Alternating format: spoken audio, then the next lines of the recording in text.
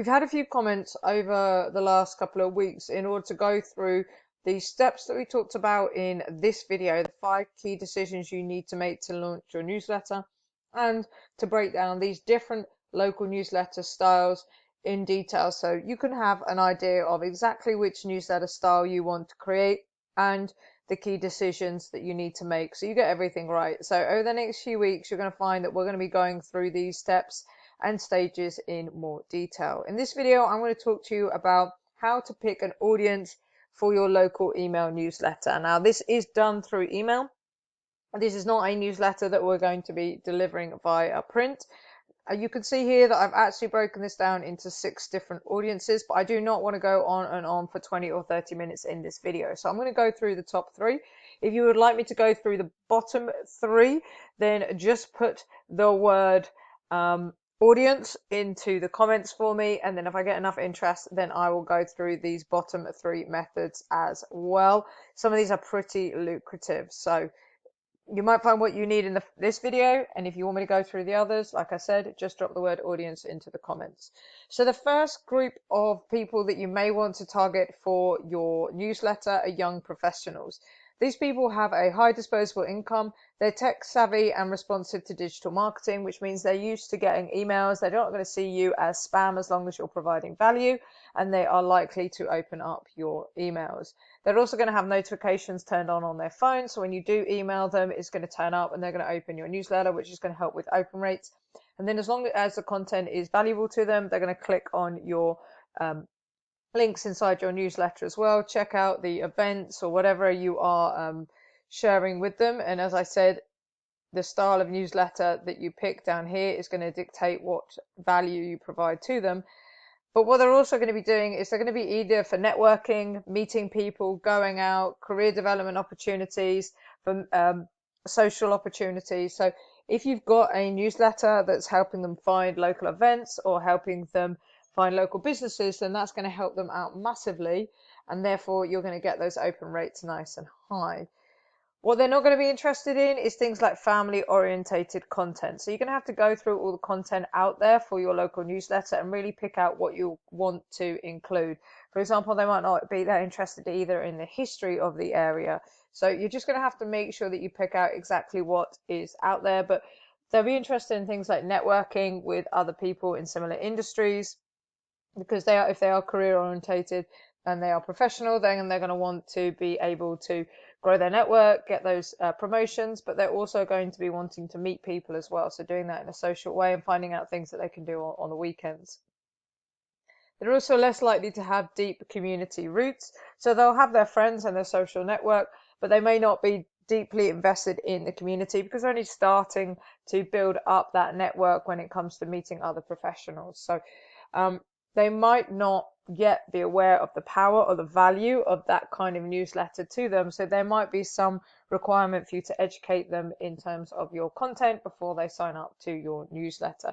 But what you could do is just target these guys with something that's more on the social side and take away the business side altogether. The business bit is going to make you more money, which is why I mention it, because you can get business advertisers and sponsors, but you could just keep it more general sort of things that they can do out and about while they're in the local area.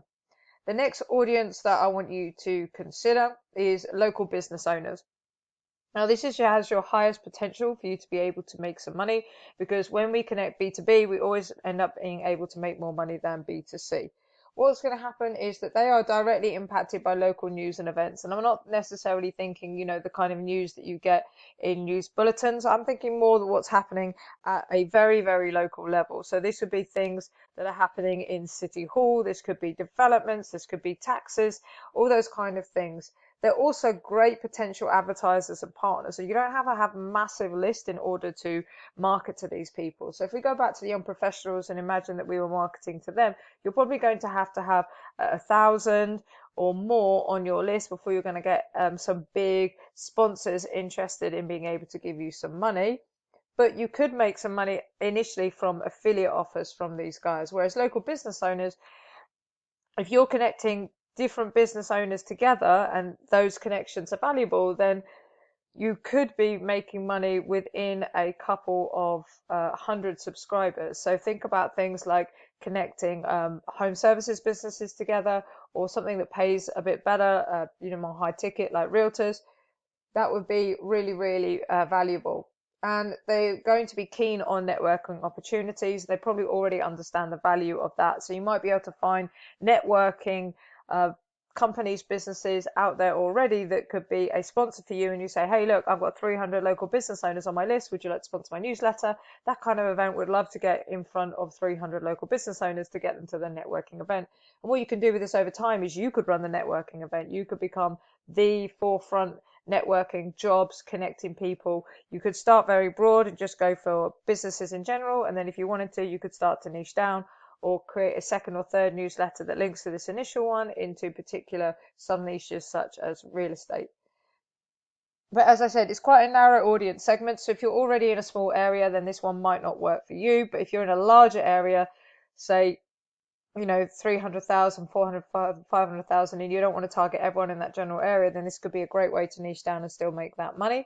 And it may require specific content tailored to their needs. And the nice thing about this is AI, it's so easy to write this kind of stuff with AI. Yes, you're going to have to give it the human touch, but the AI can do with this kind of thing 70, 80, 90% of the work for you, and then you just have to go through and humanize the content.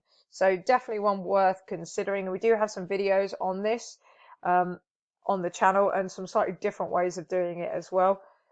So definitely check those videos out. And the third one I want to talk about in this particular video is residents considering retirement, because these people have got a lot of cash and they're going to be interested in information about the area's amenity and lifestyle. So you might live in an area that has a really high retirement population, or you want to target that particular area. And providing information of what's going on for this particular group of people could be incredibly valuable. Again, you're going to have a few more subscribers, probably going up to the 1,000 subscribers point before you could really start to monetize this. But I would still start building those relationships way before that, offering free slots in your newsletter so that when you are ready to pay for people to pay you, you can prove that proof of concept and people are getting clicks and they are getting traffic to their website. But the thing is, that have the potential to be long-term subscribers, because if you continually provide them with value, with things that are going on during the week for them to do, things that they can access, then you're going to be able to have that long-term subscribers while people are in their retirement. Not only that, but you can get some nice sponsorship and affiliate deals. You can start off with some small ticket affiliate deals where people of this age group would be interested in certain products, and then you can move on to things like companies that offer those that are considering retirement, insurance products, travel products, those kind of things, which would be really, really high ticket affiliate deals or sponsors or advertisers for your newsletter. And they may be interested in local history and culture, and this is a great thing that you can do with AI. Find local people of interest, places of interest, and put some information in. So you're not just sharing the events that are going on, you're sharing that culture, and AI can write this for you in seconds. And again, you just humanize it.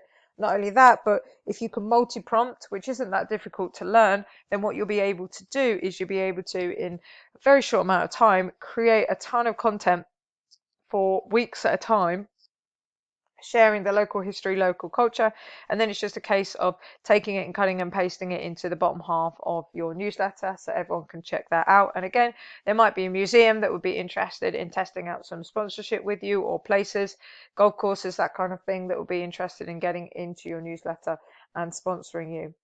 Now, you do have a smaller audience segment compared to the younger demographics, but like I said before, you can always target a larger area so you can increase the number of people on your list. And they may not be actively seeking employment opportunities, so we'd want to leave that out as we talked about up here.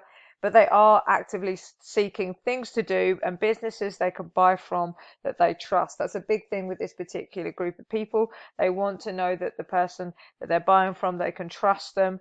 And so having those relationships built from your newsletter will get people coming back more and more often, because they know that the people that advertise in your newsletter, they can trust them, they get good quality products or good quality services from them. So if you found this useful and you want to know what the other 3 are, remember, put audience into the comments down below and we'll be able to cover those in another video. But for now, check out this video on the screen here. It's going to help you with more ideas on how you can start your local newsletter.